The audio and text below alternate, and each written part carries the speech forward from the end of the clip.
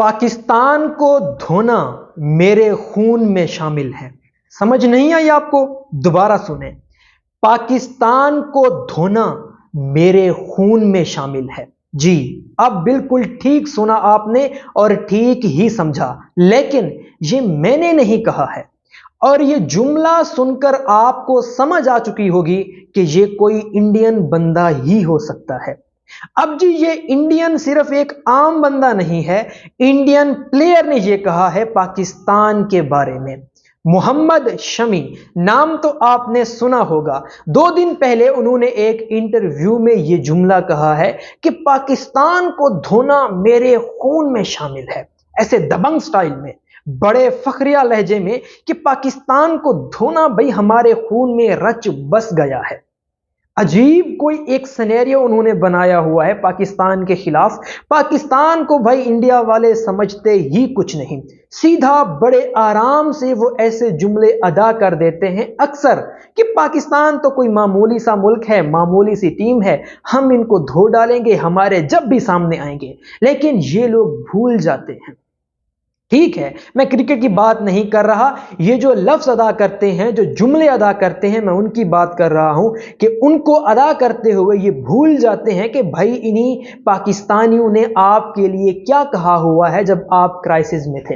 अब आप अगर पाकिस्तान के खिलाफ 2-4 मैच जीत जाते हैं, वर्ल्ड कप में आपने पाकिस्तान को धो दिया, ठीक है, आप जीत गए हैं, मानते हैं आपने ज्यादा मैचेस पाकिस्तान से जीते हुए होंगे, लेकिन ऐसे लफ्ज, ऐसे जुमले आपको तब याद नहीं आता जब पाकिस्तान ने आपको धोया था T20 वर्ल्ड कप में और आपके मुल्क वाले लोग आपके खिलाफ हो गए थे, आपके खिलाफ बातें कर रहे थे। मोहम्मद शमी साहब आपके खिलाफ बातें कर रहे थे, आपको कह रहे थे कि ये मुसलमान है, ये पाकिस्तानियों का साथ देगा, ये गद्दार है, पता नहीं क्या क्या, इस तरह की बहुत सी कंट्रोवर्सीज शमी के बारे में बनाई गई थी इंडिया के अंदर। स्पेशल उनके मीडिया पर ये खबरें चल रही थी, मीडिया वाले भी शमी के बारे में ये बातें कर रहे थे कि इसको पाकिस्तान के खिलाफ खिलाया क्यों जाता है, ये तो भाई गद्दार बंदा है, ये तो पाकिस्तान के साथ मिल जाता है, वो मुसलमान है, ये उनका साथ देता है।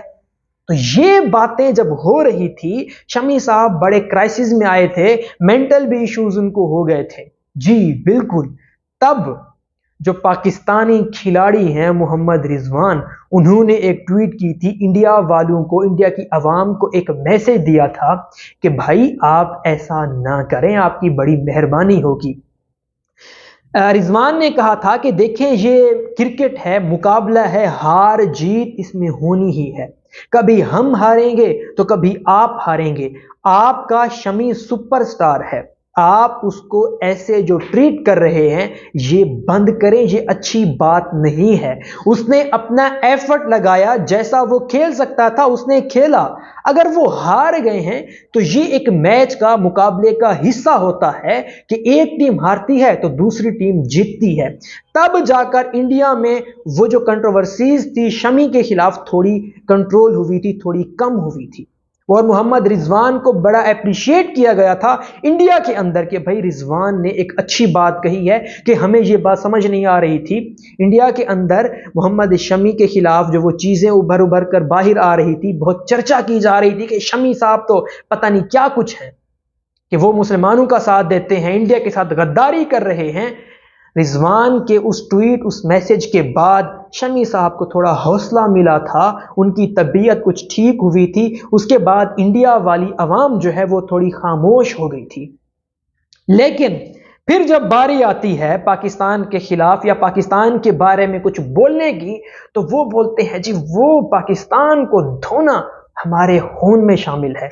और ये लोग तब भूल जाते हैं कि उन्होंने आपके बारे में क्या कहा हुआ है, उन्हीं पाकिस्तानियों ने आपके बारे में, आपकी कौम को, आपके मुल्क वालों को क्या पैगाम दिया हुआ है, जिसकी वजह से कुछ ठंड भी पड़ गई थी।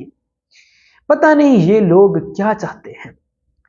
जी, और भी हैं इसी तरह के, اور بھی ہیں, وہ عرفان پٹھان صاحب بھی ہیں, وہ بھی جب بھی موقع ملے پاکستان کے خلاف کوئی بات کرنے کا تو ذرا سا بھی پیچھے نہیں ہٹتے, ذرا سا بھی نہیں رکتے, سیدھا جو بھی آتا ہے پاکستان کے خلاف بول دیتے ہیں. اب وہ پتہ نہیں شاید اس لیے بولتے ہیں کہ انہوں نے انڈیا کی کرکٹ کھیلنی ہے, انڈیا کی ٹیم میں رہنا ہے, شاید وہ اس چیز کو یوز کر کے کہ ہم پاکستان کے خلاف بولیں گے تو انڈیا کی ٹیم میں ہمیں رکھا جائے گا کہ ہاں بھئی یہ ہمارا ساتھ دیتا ہے اور پاکستان کے خلاف بولتا ہے مسلمان ہوتے ہوئے.